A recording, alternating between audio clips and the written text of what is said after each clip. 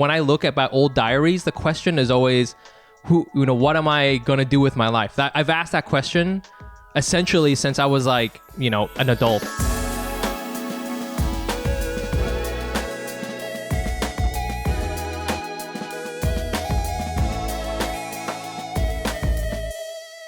And welcome back to another episode of Asian Not Asian Podcast, a podcast where two Asian guys not from Asia talk about American issues no American cares about. I'm your host, Fumi Abe. And I'm Mike Nguyen. Today's Saturday, March 5th. We hope that this podcast finds you with your taxes done and filed. Oh, shit. Y'all. That shit is due soon, and we hope the IRS is not up your ass. We hope that you are paying the government the exact amount you're supposed to be paying. Shout out to tax fraud. If you're listening to this episode on your phone, please take a screenshot, post it on Instagram stories, tag us at Asian Not Asian Pod. Let us know how's your quarterly payments going. Yep. I used to do that, and it hurt every single time. If you're listening on the Apple Podcast, please leave a review, leave us 5 stars, or not. Leave us whatever stars you think we earn, and leave us like nice messages or whatever. If you're on YouTube. We don't really release stuff on YouTube, but if you happen to be on YouTube, you can hit subscribe, hit like, and all that stuff. Leave us a comment. Also, tell us what your estimated quarterly taxes were. We're curious. We're curious finance Asians. That's what we are. I fucking love tax season, man. I love it. Do you? It's a good time. What? Oh, well, fucking so stressful. I don't anymore. Well, I'm like very organized, so it's very easy for me, and I just it's like a nice giving myself a hand job moment when the accountant compliments how much I'm ready. Before we start the show, we always give a shout out to our newest Patreon subscribers. What is Patreon? It is the best way to support this podcast. We're a complete independent operation. So if you like what we've been putting down and you want to give us money for it, please go to patreon.com/Asian.AsianPod and give us your money. And in exchange, you get bonus episodes and a shout out on this podcast where we guess your ethnicity purely based on your last name. So here are the 3 new people. Here we go. Okay. Linda Dang. Oh, this is not even a Patreon person. This is her birthday. So this is a Patreon person. Her name's Julie. This is her birthday gift to Linda. They're best friends or some shit. Linda Dang. D-E. Best friends or some fucking shit. Some shit like that. Okay, I'm going to say Chinese. Pretty sure. Dang? I've never met a Dang. D-E-N-G. Dang. Yeah, if it was Dang with the A, Vietnamese. Maybe. Wait. Maybe Vietnamese Dang. Chinese. What's the Dang fever spelled? Is that a different spelling? That's dengue fever. Oh, yes. dengue. Gotcha. That's dengue fever. All right. So yeah, we can go with Chinese. That sounds more accurate. I'm going to say fever. Chinese, and you're a happy birthday Chinese Asian. Hell yeah.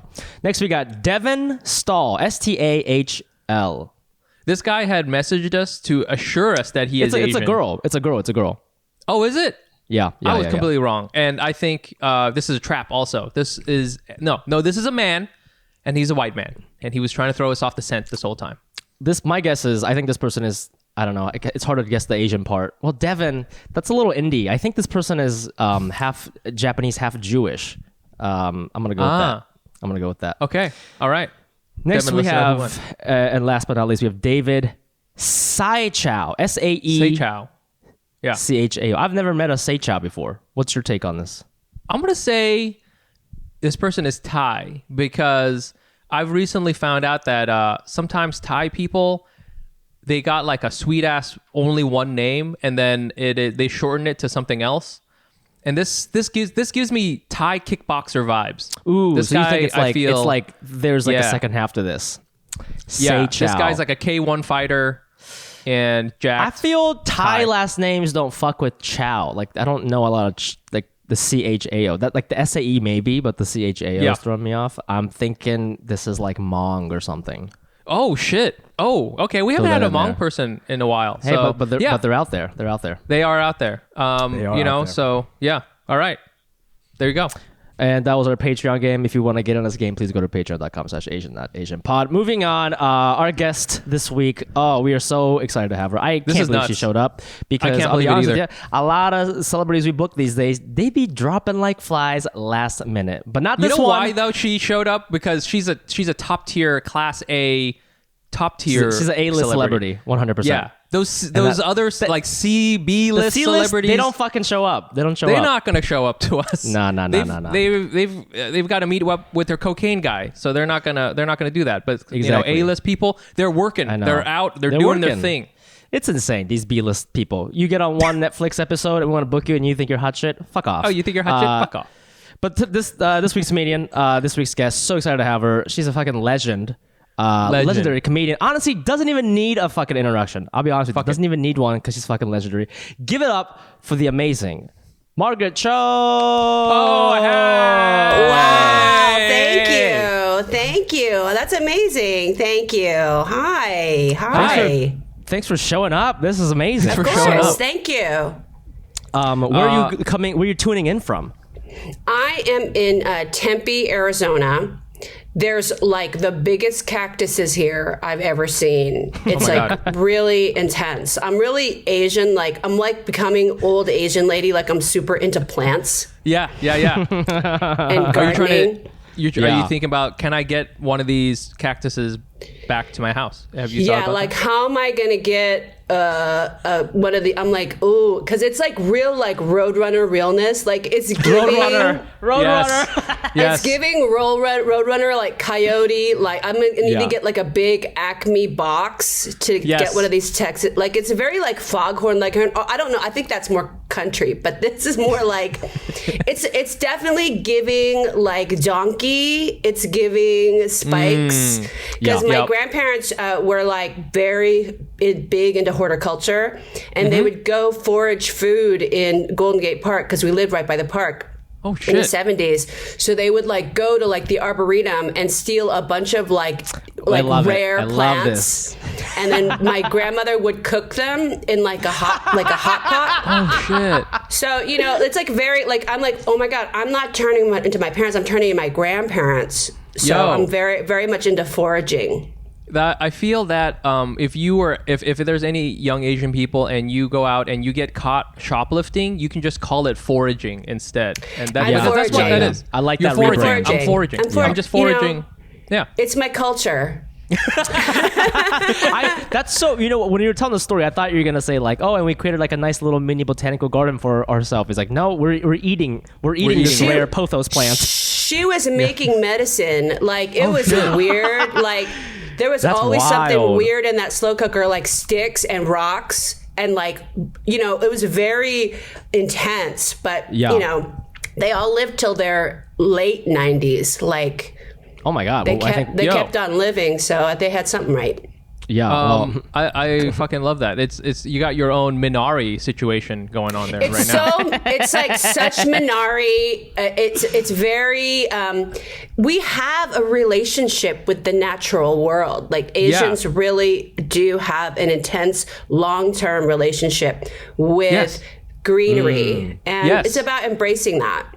Yeah, my mom, the yard that we have in our house in California, we started getting. I think for her, she knew she was rich when she had a really big orange tree. Because she took, because she would like every year we'd get like, and one orange tree like produces like fucking thousands of oranges. And she would just take these oranges and like go around like she's a rapper at the club just spreading like money, but like with oranges. You know what I'm saying? She'd just be like, hey Linda, you want some oranges? I got you. Making it orange rain. Making it orange rain. Do you have like a situation? And also she's really into orchids, which I didn't realize they're really expensive, hard to take care of. She really loves doing it. She's always posing in front of it, taking pictures. So are you into like stuff like that yet?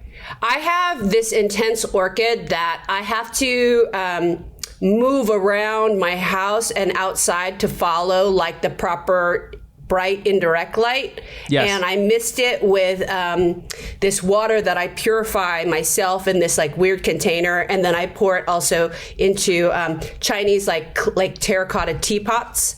Oh my God. And put that next to it, and then I'll open up the teapots and so I can collect rain so that I can pour it on my plants. But I also have a bunch of carnivorous plants, so pitcher plants and Venus flytraps that are like they're like people, those plants. I just got them, but they're very like temperamental. So I actually baby them and follow the sun with those too. So, but the orchid I heard all this weird stuff about how the orchid is actually like bad feng shui. And so now I'm like, interesting. Oh, I don't know. Because, there's certain plants that are supposed to be good and bad. I really don't know. And it changes from year to year. And sure. It's very confusing. But the orchids are very tough. Yeah. I hear you there. I am trying to think now if bad things happen to us when... I feel my mom, she would risk it. She would be like, this is so pretty, I will take some bad luck because it was, She might have diffused it. I think you can diffuse it with like, if you put like running water in a certain area, you can combat that. Like there's certain things that counter that energy. Because feng shui is really about like, well, if you want it like this, then you have to put this element here. And then it's sort of like they do battle in your house. So it's like a constant like rock, paper, scissors happening like in your home environment.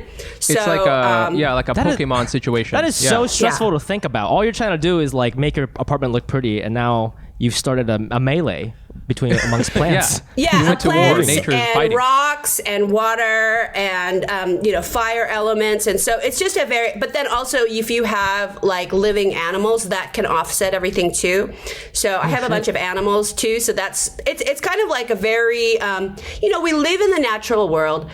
Asians embrace the natural world. And so now I'm like because I used to think that, I'm real futuristic and brutalist. But I'm actually not. Like, I'm just like a wild woman. We are. So you heard it here first. Margaret Cho is going to go out and maybe steal a roadrunner or cactus. Yes. Because she's both. out. And a coyote. Yeah. And a coyote. Maybe make him into medicine. Who knows? Check it out. Watch out, Brooklyn Botanical Gardens. It's going to be tight. We always like to start the show with asking each other, what kind of Asian you were this week? I have a stupid one. I feel I'll just go very quickly. I was a backed up plumbing Asian. I live on the ground floor of this house, and I took a dump, and as you do. I clogged the toilet, and I was like, oh, okay, I clogged the toilet. So I plunged it, but something wasn't right. Do you guys know what I'm talking about? When you're plunging, and it's just not taking. And this went on for a while, and I was like, this is like a serious plunge job. And I was plunging, and I stop, and I look into the bathtub, and water had come up from the bathtub. like toilet water? Yeah, something. So that filled up, and then I was like, okay, this is bad. I like kind of waited for the water to go down. I started plunging again, and then my wife comes in, and she's like, Mike, so we have a washer dryer, and the washer dryer is sitting on top of a little sink or whatever, right? So the water can drain. Water started coming out of that and flooding the floor of my apartment. And I call up the landlord. We realize that the main line of the house, there's one line that goes from the house into the street municipal sewage system. There's one, and that's called the main line, and that was clogged. And when that happens, the whole house cannot drain. I don't think this is just me. This is just not my own special shit. Say, and that main pipeline was clogged because of my shit. It's possible. Listen, maybe I was the straw that broke the camel's back, but that main line was clogged. A plumber has to come out immediately. This is like 1:30 in the morning now. He is doing all sorts of crazy shit. That job is... We cannot pay these people enough money. That's crazy that he came. I feel like in New York, they would just be like, fuck off, I'll come there on the next Monday or whatever. That's crazy. Well, it was hard. Yeah, it was hard to get somebody, but somebody came, and I was up until 3 in the morning cleaning up. It was intense, okay? Let me tell you something. That's bad feng shui right there, okay? Well, yeah. Also surprising that you took a midnight shit. Yeah, I was going to say the same thing. What's going on with your gut health, bro? Why are you shitting at 1 a.m.? Are you probiotic? That's quite late for... That's really the question. Yeah, I really do need to check my gut health. But that's what I was. So I was up, and it was just a nice capper for just a crazy week overall. So I'm hoping anyone who's listening here, if you clean out your main line once a year, clean out your main line. They use this little thing, so called a rotor-rooter, and they go through your main line and do it. Please do that. It will save you staying up in 3 in the morning mopping up shit water. So that was me. I was a backed up plumbing Asian. Just please do that. Yeah. The worst. Yeah. How about? I feel you. Yeah. How about you, Fumi? What kind of Asian were you this week? This week I was a Kanye West Asian, and what can I say about the Kanye West Asian that hasn't already been said? I've been watching that documentary on Netflix it's called Genia, and it's about sort of Kanye West's rise to fame. And I like Kanye West. I'm not like really, really into rap, so I know there are diehard fans out there. I didn't really know much about his history. Obviously, I know he's a very good musician and stuff like that, but this sort of follows a story from when he was 19 years old, coming up in Chicago, and this is before he was signed, and he was just working as a producer. And I know he's kind of gone off the rails, and that's a whole different conversation, but the first 2-3 episodes sort of it leads up to his release of his debut album College Dropout, which ended up winning like a ton of Grammys, and it's an incredible album. But Kanye, like in this documentary, like he's literally like, he's not a nobody, but he's like not famous, right? And what I got away from it is like he believes in himself so much. He believed in himself back then, just the same amount he believes in himself now. And the confidence was just like throwing me off, because I don't think I've ever met an Asian American person that confident in my life. I've met a lot of white and black people who are like sort of in that category of confidence. Right. This is what I'm talking about. This is something that he did. Okay, so this is when he's not signed. He just like walk into the office at Rockefeller Records and like go into like random marketing people's offices when they're like doing a conference call, and he starts playing his CD and he starts rapping like Jesus Walks, and he starts rapping Touch the Sky. Just people are working and people are like, that's cute, Kanye. They're like legit ignoring him. They think he's crazy. And I'm like, dude, like, would you have the confidence to like go into the Netflix office at Los Gatos and fucking go to their comedy division and like start doing your stand-up check out these jokes. My mom like, be like this. I know it sounds ridiculous because it's not the same medium, but it is that ridiculous. That is what he is doing, and the confidence is in fucking sane. And I mean, maybe a lot of it has to do with your like relationship with your parents, because his mom also like hyped him up always. She like really believed in him and like was talking about, oh, I like your lyrics here, I don't like this, like, you know, so they're really close. And cool. It kind of reminded me of like when I first started comedy. There are 2 people I'm thinking of. If you don't know their names already, you will very soon. Eagle Wit and Z-Wei. Oh, Eagle. Fumido, I think her name. Z-Wei already has her own fucking show on Showtime. Yeah, she's got a show. She has her own fucking show on Showtime. I remember when she first started, we did a bar show together or something, and she was fine. She was great, but I think it was her like second show she's ever done. And I remember her saying to somebody like, okay, cool, like how do I write for TV now? I remember her saying that. Yeah. You know, and I remember other comedians being like, what the fuck, who the fuck does she think she... Well, she has her fucking show now before everybody else, you know? She's got a show. And Ego Wit, same guy. He's a stand-up comic. Now he's at the Cellar. We started open micing together. He was really young when he first started. He had so much fucking confidence. So much so that, again, a lot of comics hated it. And now he's opening for Aziz Ansari. He's like on tour and shit. Like a big he just guy. did Madison... Fun story. Eagle was once Eagle Wit. This comedian was once my task rabbit. I paid him $20 to stand in line at a sample sale for me. He stayed up all night to do this. So this is his mentality. He did some shows, and even back then he was like, I don't know if he was past at these clubs, but he was doing the late shows, and these shows get out at like 2 a.m, 3 a.m. He gets out. He gets in line. He's texting me. He's like, you want me to stand in line right now? I was like, no, you go home. And he's like, no, I live so far away. He just stood in line the whole time. He was the second person in line. I get there at 6 or 7 in the morning. He's still there with his girl. He's got like a 40. He's like drunk. This is this guy's mentality. He was making that money and doing comedy, and then I roll up there like a dumbass, and I'm like, oh, thanks, buddy. You know, and now he's doing real well. I like that mentality. I see what you're saying with the confidence. I want to know. I mean, Margaret, like, I feel you're very confident, but like, did you hear these stories about like kind of going and just putting yourself into these spaces? Like, what do you sort of think about that? You've been around a long time. Do you feel like you had to do that for a long time too? Yeah, well, it's a lot harder, I think, because when you're older, so this is like you're dealing with a lot of intergenerational trauma. Like we're still like healing from the war, like our parents being like children of war. Yep. So then, when you kind of cope with that, you don't feel that confidence and you're like scared, but you have to counter it with either like overconfidence, or I would just go really slowly and people would perceive that as confidence. But I went slowly because I didn't have enough material to cover like 15 minutes. So I would just hold because I was like, so like, I would just hold.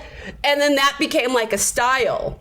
Oh. Because I was just trying to stretch my time. One time I did a show, like a showcase for like the Punchline in San Francisco, and I did a set that was 1 minute and 45 seconds. It was like, and the booker was like, it was Jeff Wills. He's like the head of Live Nation now, but he was like the booker at the club, and this is like in the 80s, and he had his like stopwatch, and he was like, you just did maybe 90 seconds. Was this like a open mic or something? Or was it like a real show? It was like a real show, but I had no material and I was so nervous, and I was like 15. And so I just held. Oh, but yeah. I forgot you started when you were like 14. That's fucking nuts. Super young. But it was more like, I think that, my generation of kids, we still were there weren't that many comics because we didn't feel like we had a presence in television or movies or, and even Asian people on TV were either very much from like Asia, like Johnny Yoon, who was the Korean member of the Rat Pack. He's in a movie called They Call Me Bruce, and he's actually a great guy. But it's a very stylized way of being Asian, And so you didn't see like an Asian American presence. So it's like, can we do this? Like, I'm not sure. And Rob Schneider, actually, who's Filipino, he is never talks about that. He never talks about that. But people in that generation don't talk about being Asian. Yeah, I feel like he didn't. Yeah, he tried to he passed as somebody else. So yeah. Yeah, so he was here, and he was definitely getting really famous, and he was like. I was like, oh, well, since he's Filipino, they're probably, you could probably do this. Like, there was like different people, like Dean Cain was half Asian. So it's mostly like half Asian people, or like Kelly Hu at that time had just won, I think, Miss Teen USA. Right. Mm-hmm. So there was a few like Asian entertainers. Oh, and of course, Ming Na Wen was starting. So there was like people, but, it was very, like, we were all very separated. And so the confidence thing didn't really occur to me, but I just went slow, so people thought I was ballsy. There you go. I mean, as long as they perceive it, I know. I love the pause thing because it's like, I think an overconfident person would, if that person was doing your thing of like pausing in between jokes, they'd be like, you know what, man, it's like jazz. It's about the jokes you don't hear. Yeah, exactly. Just smoking a cigarette. Silence. Silence is the most funny. So when you were starting, I'm imagining I don't know what the scene was like. Right now the stand-up scene in San Francisco is I think real nice. It's popping a lot. There's a lot of young comics and stuff. There's not a lot of Asian American comics even in that scene, even though it's like 70% Asian in San Francisco or something. But when you were starting, there were no other Asian would you see other Asian comics like at the club or at a mic or anything? No. There was actually one guy, he was so funny, and his name was Ken, and he was Japanese American, and he was like rolling with like Robin Williams and the generation like before me. Yeah. And he was a genius, but he was pretty severely like mentally ill. Oh, shit. So there was like stuff about it, like, so he was such an odd kind of character, like an odd sort of genius character person that would be around, and he's very legendary in like San Francisco comedy circles, but he had so many problems and he ended up passing away. Oh, shit. But I think because he was such an individual, like an independent thinker, that he didn't have sort of the racial kind of imaginings that something was holding him back, or that generational trauma. But I think for me, there was no other real Asian American comedians that I saw. There's Tamaya Otsuke, who is actually amazing. She was Sam Kinnison's opener, and she was also dating him for quite a long time. And Bobby Lee's friends with her. She moved to Hawaii and lives on like one of the islands that's like very far, not ones that, not the big island, not the ones that we know. Yeah. And she just cultivates a lot of vines. Not the internet vines, but now they don't have Vine anymore. We're all eventually just going to become gardeners. Is that our fate? I think we're all just going to become gardeners. We're all going to go out and start tilling the land. Like it's very what's that? It's just that full good circle. earth? You know what I'm Yes. saying? Like, we came from farmers, we go back to farmers. It's just, Right. It's a beautiful story. Margaret, we forgot to ask you, what kind of Asian were you this week? Yeah. Oh, what kind of Asian was I? I was like really like I'm actually going full monk. Like I'm getting Ooh. like the it's not like a gi, but it's like a the outfit that's like the tie top and like loose pants, like the same orange? color. Yeah, Like not like orange, Korean? but like gray. Like a gray. nun. Like very Yeah. nun. Yeah. I'm definitely Asian, like, oh, maybe I'll shave my head this summer, kind of feeling shit. like, am I going to be like, so go full with Tignan, like that full, like kind of, I don't know. I'm sort of like monk core, like holy core. Maybe that's it. Like that's going to go with my Tai Chi and also, but I'm not going to be vegan. But I'm definitely going to be gardening.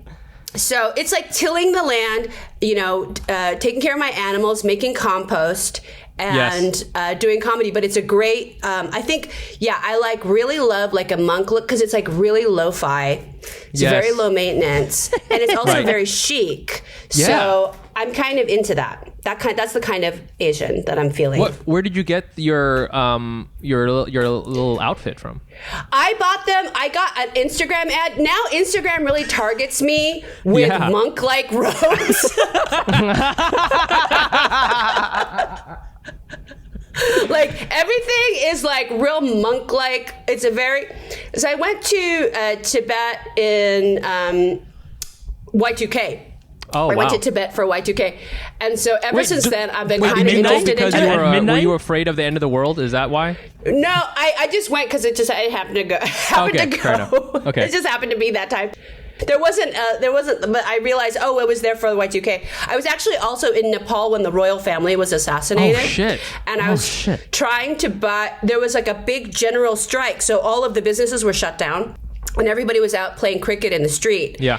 And so you couldn't buy or sell anything, but I was trying to buy art. And so I was buying all these like Tibetan tonkas because you couldn't buy them in Tibet. So I was in Kathmandu doing that and then trying to go to the airport. But then the royal family had been assassinated by the prince. Oh my God. So you almost couldn't get out. So it was like major chaos. I had all of this like contraband, like stolen, like unethical art in my backpack. And I'm like, I'm gonna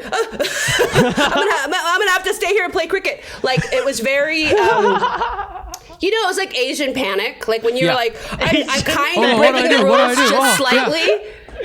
Very slightly, but you're still panicking because you're such a good like student. So you're just I'm a little bit breaking the rules, but not that bad. Yeah. Because they weren't antiques. I love that your life is kind of like The Golden Child. You ever seen that movie? Yeah. I'm getting that vibe there. I'm feeling like very Golden Child, but it's also I'm feeling, like a little bit like, and I don't really like kung fu, but I do like when he carries out the burning pot with his elbow. Fuck yes. Like, hell yeah. His and you get that forearms. little thing on your arms, dude. I love the brand. Is it dragons? It's like brand? a dragon, yeah. Like I'm snatching the pebble from somebody's hand. I don't know whose hand, but Yo, I still got it. It's very Mr. Miyagi too, like catching a fly with chopsticks. Catching a fly, I feel that. I feel like, I sometimes have a fantasy of just like, just getting out of the whole game and just becoming monk core. Me and my wife, we dress like, you ever seen that documentary about that really old Korean couple who like they still wear the outfits and like it follows them in their last days of their life or whatever? Yeah. Remember that? It's so sad and beautiful, but like, there's something real nice about just like waking up and you're picking some persimmons, and you're putting in your thing and you don't have, but like I feel you're doing that, but you still want to do comedy. Is that like, I feel I sometimes think those are like opposing things. Do you not feel like that sometimes? I do, but then you know how you see like monks out? Like you always see them at the airport. They're like always monks out. Be out. Monks They're always be be out. out. They heard it here first. Monks be out. With their like bag and all their like beads, and they're just be out, like just kind of, you know, walking around. Just like they always are out and doing shit. Yeah, they absolutely are. So that's love kind of right. I love the aesthetic. I do sometimes in New York or even in Berkeley, I would see that there would be like these like they're like Catholic priests, but they're of a certain like order, so they have really long frocks on, and I'm just like, this is a fire look. This is just a good, you know. I mean, I'm because then you're not wondering about like what you're gonna wear, because it's like, oh, that's what I'm gonna wear. So usually I'll mix it up. Like I have like a rock or a ska shirt. Like I have my Rancid shirt, and then I have my ninja pants. So ninja look, monk look, Japanese farmer. It's real Seven Samurai, but they all kind of have like a similarity. Like it's also very Star Wars. Yes. I love this. I'm learning so much about the aesthetic here. Hey, you got Netflix? Of course you do. Well, did you know that if you're using Netflix without using ExpressVPN, that's like getting tickets to go see Bad Bunny, but just watching the opening act? That's because Netflix has different content libraries for different countries. Some of my K-drama fans know what I'm talking about, because for a long time, you couldn't watch certain K-dramas if you weren't in the right country. Well, ExpressVPN is here to change all that. ExpressVPN unblocks content by letting you change where the streaming website thinks you are. It's magic, baby.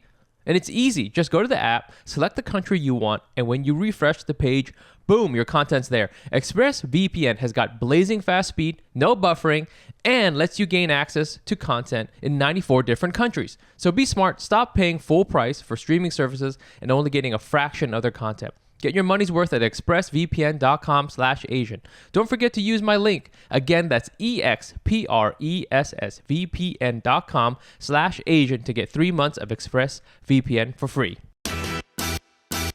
Well, you know me, Mike. You know me, right? I know. You know. I know. If you know this, if you know anything about me, you know that I'm out there. Yes. You're out there. I'm out there pounding, and a lot of people are like, "Fumi, why are you so good at pounding?" And by a lot of people, I always ask that. I don't even believe you. By a lot of people, I just mean Mike. The secret is, it is Helix Sleep Mattress. Helix Sleep has a quiz that takes just 2 minutes to complete and matches your body type and sleep preferences to the perfect mattress for you. Why would you buy a mattress made for someone else? With Helix, you're getting a mattress that you know will be perfect for the way you sleep and pounding. Everybody's unique and pounds uniquely, and Helix knows that. So they have they have several different mattress models to choose from. They have soft, medium, and firm. Wink, wink. Mattresses. Mattresses great for cooling you down if you get hot, and even a Helix Plus mattress for plus size sleepers. Because hey, man, everybody needs love. Just go to helixsleep.com/Asian. Take their 2-minute sleep quiz, and they'll match you to the customized mattress that will give you the best sleep/pound of your life. They have a 10-year warranty, and you get to try it out for free for 100 nights, risk-free. They'll even pick it up for you if you don't love it, but you will. Helix is offering up to $200 off all mattress orders and 2 free pillows for our listeners at helix.com/Asian. That's helix.com/Asian for up to $200 off. And when you're doing your threesomes, 2 free pillows. Now back to this.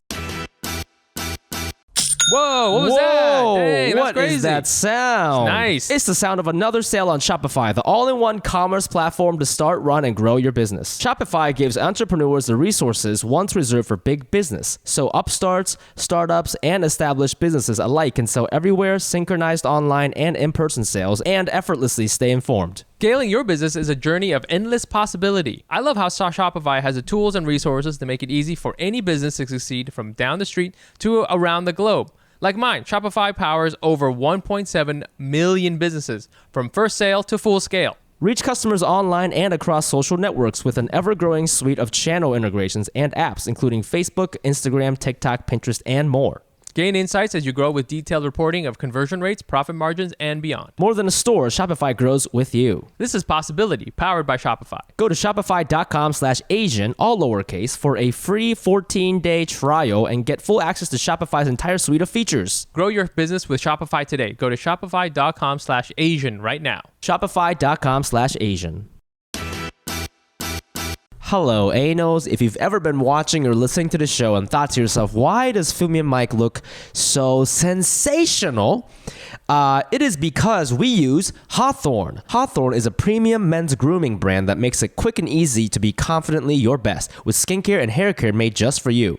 I could lean on that drugstore stuff, but am I really trusting that with this face? I could go get overcharged at a department store, but what I really need was a company I could trust to set me up with a grooming routine full of tailored products that was still affordable, and that's Hawthorne. So lean on Hawthorne to upgrade your body wash, shampoo, and deodorant. Let them recommend a face cleanser and moisturizer that elevates your game, and of course, find your perfect cologne. First, you take the Hawthorne quiz. They ask me things like, what is my shape of my face? What's my face's main need? What is the area under my eye look like? What kind of soap do I like? What kind of drinks do I like? What's my personality? The quiz was actually really fun. It was nice to think about the shape of my face and what kind of soap I like, bar or liquid. It's good to think about that stuff sometimes. At the end of the quiz, you'll view customized products tailored to your body, skin, hair, and lifestyle. They're like exfoliating skincare set, colognes, deodorants, shampoos, conditioners. It's all good stuff. At the end of the quiz, you'll view customized products tailored to your body, skin, hair, and lifestyle. Hawthorne stands by its customers, so if you're not completely satisfied, they'll retailer your products for free based on your feedback and pay for the shipping, so there's really no risk. So make sure you're ready for anything or anyone that comes your way by taking Hawthorne's quiz today. Go to hawthorne.co and use promo code NOTAsian to get 10% off your first purchase. That's HAWTHORNE.co, promo code NOTAsian. Hawthorne.co, promo code NOTAsian. I also wanted to, at the top of the show, we were talking about, hey, if you're listening, leave us a review, hit 5 stars, and, leave us a review on the podcast. I love reading them. And recently we got one that I think really, it cut deep. Not because it was a bad review. Deep, it was a good review. And very, very fair. This person gave us 4 stars out of 5. And the heading of the podcast review is Keeping It Real. And I'll just read it to you right now. And again, this is real. So thank you very much for the person who left this. It says, I used to like this podcast, but they have been getting boring recently.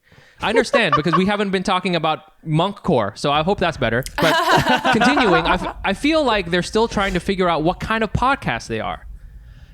There is no flow. I may change my rating if it gets better. Wow, that's great. I love that. 4 stars. Yeah. The idea... The real hinge on this was I feel like they're still trying to figure out what kind of podcast they are.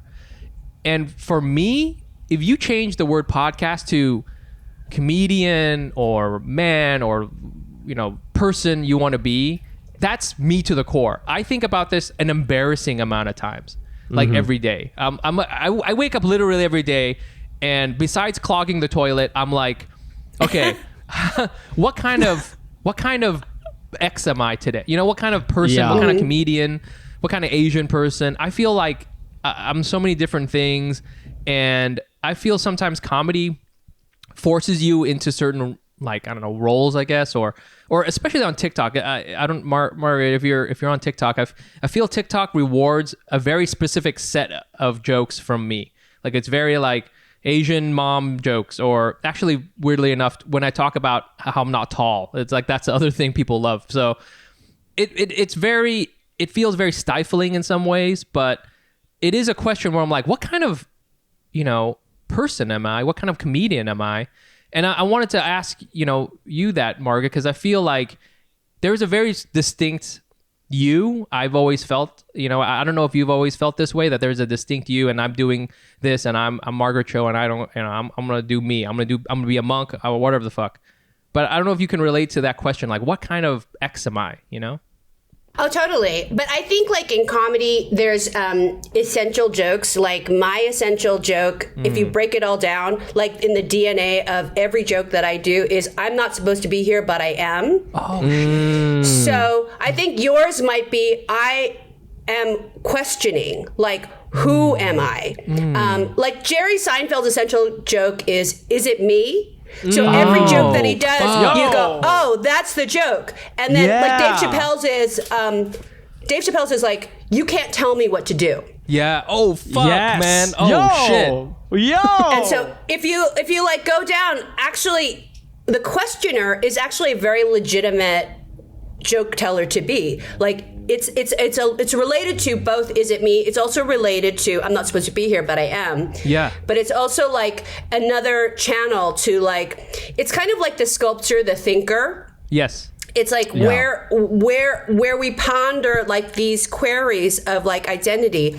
So I think it's a very legitimate channel to cultivate, that you can actually keep on questioning, and that's probably your essential joke. Oh, fuck. You know? Oh, shit. So, oh, my God, Margaret. I just got an email from the Masterclass franchise, and they want you to teach a class on comedy. That was fucking insane.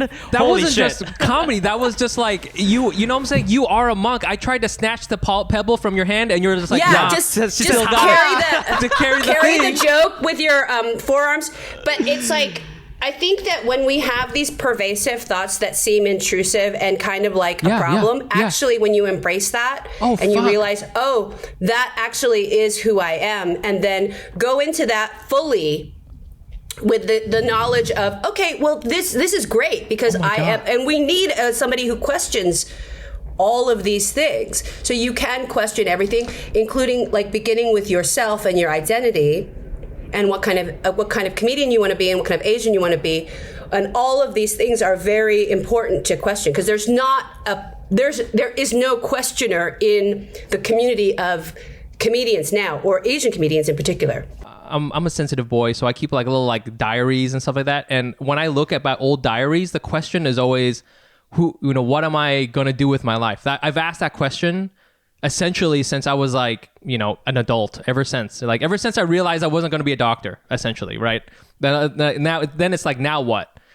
And now you saying actually that is the answer in some ways. That is like the essential question. And embracing that, because all this time I've been like in opposition with it, right? And wow, that's amazing. I mean, when did you figure out, first of all, that framework, that way of thinking, and then second, like when did you realize your essential question? Well, I think like it's really just you look back and you see, oh, this is actually what everything was, and then I started to see everything, because it didn't come till a few years ago when I started to get really into perfume. I love perfume. I love flowers, and I love scent. And so every big perfume house has a DNA that they put in every perfume. So every perfume has a kind of a skeletal frame that smells the same, and then they just hang other things on it that creates its own scent. So every perfumer has had that since the beginning of the idea of perfumes. And so I realized, every artist does have that. They have the seed of what they'll grow into, but it's always going to come from that seed. So the same structure of the way that you think is going to be informing everything that you do. And so I think in comedy in particular, because comedy is such a visceral art form, that you have to feel it in order to convey it so that other people can feel it. And it's, in a way, there's a lot like sex can't be faked, laughter can't be faked.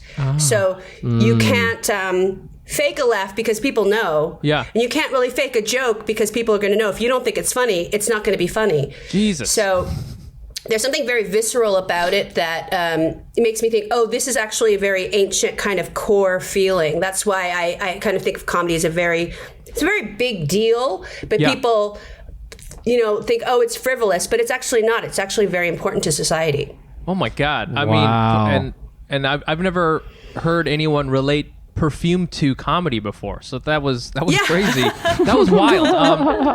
I mean, have you done this essential thing for everybody? Because I want to like play a game where I say a name of a comedian. I'm trying to think of like John Mulaney's essential. John Mulaney. Yeah, John Mulaney's is related to Is It Me? There's people who share that. There's because also, Seinfeld kind of created that style, right? He created the style, but there's also like offshoots. Like there's Larry David is a very Is It Me. John Mulaney is like a kind of Is It Me. Who else is? Sebastian Maniscalco is the ultimate Is It Me? Yes. Yes. What about Louis C.K.?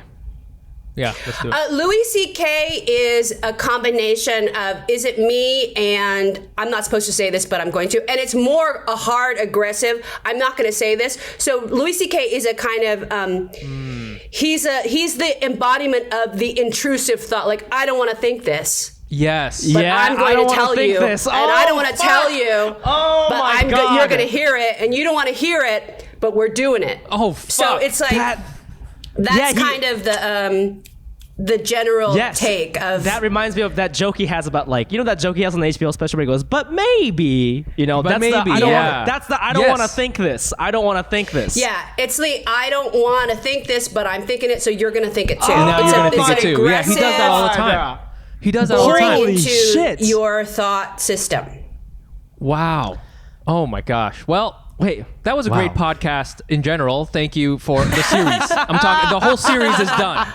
That's what I was here for. It's like a mic drop. It is like the mic drop of like, and that's like a Chris Rock thing. Is like, stop thinking, because this is the last thought.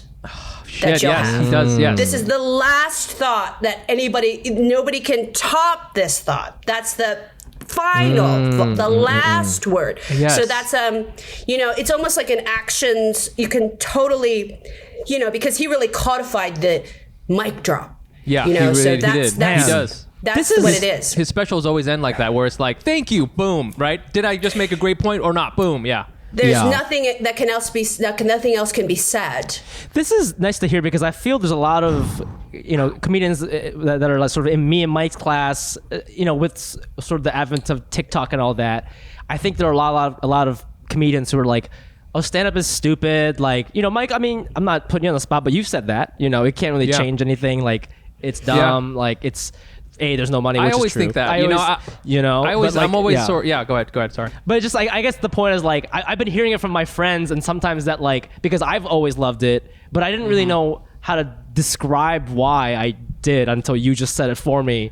But when my close friends start talking like that, there's a part of me that's like, maybe this is really, really fucking stupid. Maybe it still is, but it's nice to hear like somebody who's been in the game for decades to like be able to sort of eloquently express what I've always been thinking. And I think a lot of people have been thinking it too, but we just didn't know. It can be stupid, but it can be really smart. It can be everything. It can be whatever you want it to be. And art is in any way, like, it can be stupid, it can be smart, it can be transgressive, it can be holy, it can be profane, it can be dumb. But I embrace all forms of it. I think it is more important than people realize. Yeah. That's an incredible thought. I mean, I do want to ask also you've been around for a long time, and you have, you keep coming back to the art form, right? You're still working, and I feel like this art form is so tough, and comedy in general, any kind of comedy and art life is so tough that you really have to feel like you have to do it in order to keep doing it, and obviously you keep doing it.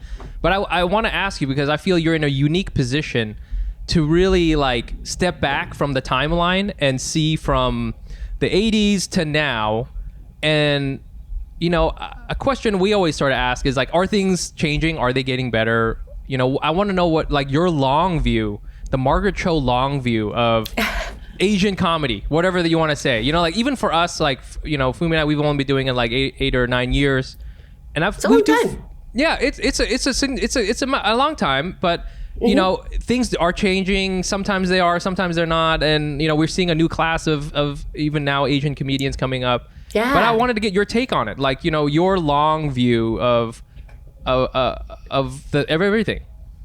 I love it. I'm like so excited because I want to guest star on everybody's TV shows. Like, I'm like the Joan Collins of everybody's TV show. You're in a lot of stuff. I love it. So I'm like super excited because to me, this is like, I don't have to worry.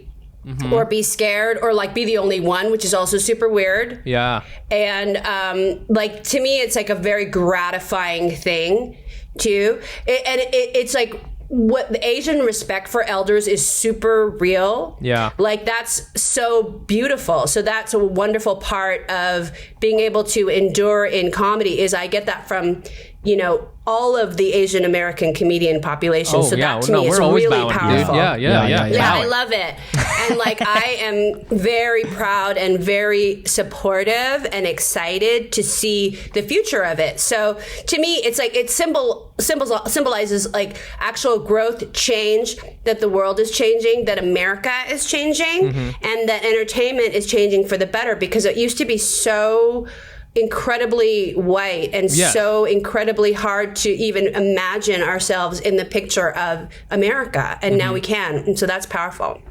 You bring up the being a guest, and this is something my wife is a huge fan of yours, and she loves when you're in it, but she's always like, why isn't she the main person, And I hear you, because like, you don't have to worry about it. You get it in there, you do your thing. I'm like, boom, you elevate the episode or the series that you just happen to stop in on. But like, do you feel like, this is what I want to do? You don't want to like, you don't want to ever be in the driver's seat, so to speak, I guess? I do. I mean, I'm trying. It's like I'm trying to figure that out and figure what that looks like, and working towards it. And hopefully that'll happen. I actually did a pilot a few years ago, which was all about, it was so fun. It was with Minari's Jeong. Oh, shit. And Steve Park. And it was, we were doing this whole like series that was about a Korean American weed growing industry that we were starting in LA. Right. And it was very like Minari, but it was weed. That's so and funny. It was, present day. And it was just like too far for television. Like, people couldn't imagine it, and people couldn't imagine this Asian family. Of course, like, it's something that like, I'm like always like way too ahead of everything. So we did it too fast, but it was so great. And it was just about people getting super rich really fast from weed. And so it was right before that all happened. Yes. So we were going to be like the Kardashians, but didn't actually pan out. But fortunately, like, I keep on trying. So we'll see. I mean, I'm working on it. You are always ahead. That story reminds me when California was like starting to, I guess, decriminalize it before they fully legalized it. I asked my mom, because she loves growing stuff. She's got a greenhouse. I was like, Mom, grow some weed. You're allowed to have, at the time, I think it was like 5 plants or something like that. And I was like, Mom, you would be so good at this. And she ultimately said no, but I could tell because she thought about it for like 2 minutes, and like she did the whole rubric. And to me, that was like, maybe I can grow weed. And for a second, I was like, right, my refugee mom might become a weed dealer. This would be amazing. She didn't have to deal it. She's just a grower, And I would think that'd be wonderful. So beautiful. That'd be so beautiful. Yeah, like it's like Breaking Bad, but it's with your mom. She's got the dankest weed in all of Orange County, bro. Yeah. She would grow the dankest weed for sure. Yeah. And when you buy from her, you get a whole thing of oranges. Is just here you go. That's so beautiful. She's really plugging. She really wants to be an orange farmer. Beautiful. That's her actual passion. Yeah. Yeah. Oh, I love that. Damn. I love it. Man, a weed Minari would be so good. I mean, I would just love to imagine like the grandma lighting the farm on fire and just getting high as fuck by herself when nobody's home. Yeah, totally. Just burn it all down. Yeah. Be so cool. Oh man. Okay, so let me ask you this. This might get a little real, but when you had answered that question about like, what's your long view, you get a very optimistic view. And I'm only asking this because I'm a big fan of Bobby Lee's podcast, Tiger Belly. And sometimes I can hear it in his voice when he has a younger Asian comedian on, that I don't want to call it bitterness, but there is this like, I think it's a natural thing of like an older person talking to a younger person, where it's like, you don't know what it was like, man. Like when I was coming up, it was like war. It's kind of like talking 80s, to a war vet. And I wonder if you've had a phase like that or have thoughts like that, where like you see people coming up now, Asian comedians now. And I don't think jealous is the right word, but it's like, do you ever like think we're too soft? Or threatened. Yeah. Well, you think you're like, oh, and that's sort of the space of like, there's only enough room. It's almost like akin to tokenism. Like there's only enough room for one. Yeah. But maybe I would have felt that if I was younger, but it took me 30 years to see another Asian American woman do a comedy special. It was Ali Wong. Yeah. And it was so profound. 30 years I was old. Oh my God. I was so amazed. Crazy. Like, That's I so was just crazy. like so happy. You know, maybe at like 20 years I would have been threatened, but at 30 years it was like, it's about time. Yeah. Because it was very like, we weren't making strides in specifically stand-up comedy until Ali Wong's shows were happening on Netflix. So there was like this long space where I still felt like, why aren't there other Asian comedians making big strides? Yeah. So that was really important. I think, it is I feel like that sort of comes with time. Like when you get into your mid 50s, which I am, it's sort of like I'm like so grateful to see other Asian people doing what I've been doing for so long. So there was a long space before where I didn't feel any other Asian kind of presence. So it's really gratifying. Dang, dude, I really feel that, because it's like, after a certain amount of time, you're like, man, I should be feeling threatened. I haven't been threatened in a long time. You know, it's been that makes you better. Yeah. Yeah, there's no sense of just like the loneliness of kind of feeling like, why are no other Asian people taking up stand-up comedy or trying to, I think what was going on, like Jeong was doing comedy, but he was also still in medical school. Right. So he was still like being a doctor. He had a practice, and he was still like managing these different careers. So, he was opening for me doing shows at Duke University in the early 90s, because he was like attending their medical program, like pre-med. Oh my God. He loved comedy. So it's very strange to like have to split off into this other career and then kind of circle back. And of course, he's very, very successful, but he applied all of his effort into just doing comedy. And that's why he's just such an amazing career now. Do you know when he because I don't know his history. I don't know if you guys are tight, but like when did he decide to quit being a doctor? Was it like after he landed something big, or did he like take that risk? I think he just took the risk because he had his wife is a doctor too, and they were like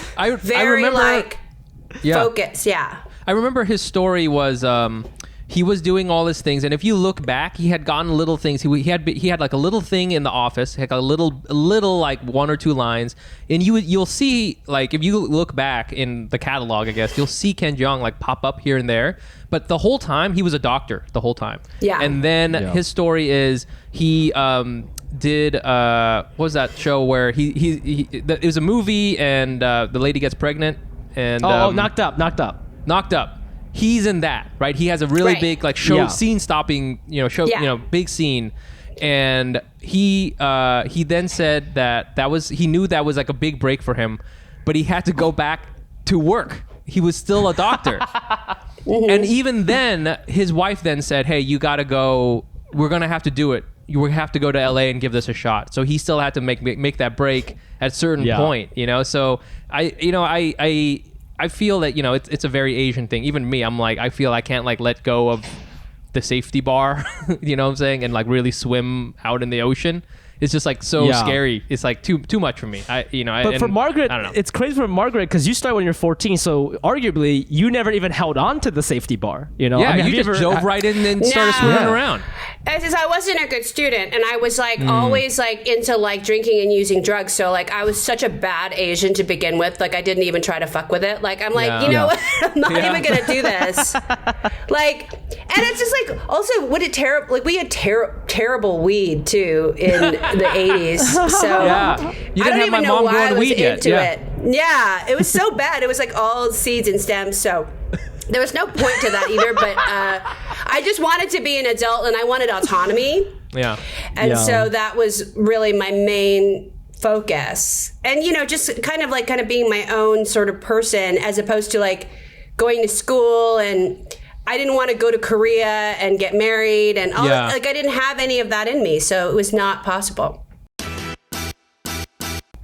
This is just something I wanted to share with you to get your take on it. I was telling Mike earlier that like I feel like as my parents get older, they just like they give less and less fucks, and now they give such less fucks that when we're texting, there's like no transition. So I was texting them today earlier about something, a big family news that was like very exciting and it was very positive. And then we were like, okay, cool. And we're like, oh, we should meet up and talk about this, blah, blah, blah, blah. And then out of nowhere, I can't pull up the text. My mom just goes, yeah, so grandma died when she was 75. So I have about 14 years left. Isn't that sad? Oh, just it has nothing to do with anything. And then she goes, and then she says, life passes you by real fast, doesn't it? This is all in Japanese. But I was just like, I literally responded like, what are you talking about? Like, so what did I miss something? And I feel like, and I shared that with Mike, and Mike said that sometimes, from time to time, his mom will bring up death out of nowhere. Just out of nowhere. She'll just be like, hey, I'm going to die soon. Just like out of nowhere. We're just like watching The Office or whatever. And she's just like, hey, I'm going to die soon. I'm like, okay. All right. Well, so I don't know. I feel like, Margaret, you got like a real monk view of these sort of what's things. your monk view on this, man? What should I do? Well, we have a very strong relationship with death, not only because we have a lot of war in our history, but because too, like, we do have there's so much of that in our lives and in our the lives of just our recent ancestors. Also, like, we have very strong practices where the people who are dead, we still talk to. Like, our ancestor worship is very real. Like, Koreans set like a jesa table, which is like all the foods that your ancestors loved. But we would put like styrofoam so we wouldn't have to put all the food there because they're not going to eat it because they're ghosts. Not gonna eat it. So we just like stick it to the outside, or even like a picture of food, or or you'll get like a picture of something and burn it at the temple, like for them to have in heaven, so they can have money in heaven or cars in heaven, and or if like you're cleaning their grave, that's very Japanese. So we think we have a closer relationship to death that's not tragic in a sense. So there's a reality. Also, Asian people, they don't fucks with transitions, even in like your presence. You know how they'll just change the subject. They'll just change the subject. They don't care. So it's not very. There's none of that anyway. But my parents still don't know how to text. They just like a fake FaceTime. They just go straight to FaceTime. The FaceTime? They fucks with FaceTime. They fucks with FaceTime, or they do love a Kakao Talk. But that's nice. Well, my mom also put old people don't even know how to use emojis properly. My mom, after she said that, she put that smiley face emoji with the sweat running down your forehead. That's the one that's like, if I had to express that in the American language, it's kind of like that. Did I do that kind of emoji? So like, this is not even I don't know what the appropriate emoji is when you're talking about death, but I just kind of liked it because I don't know what else to say. It's the most Asian emoji too. That sweat one. It's real like long duck dong.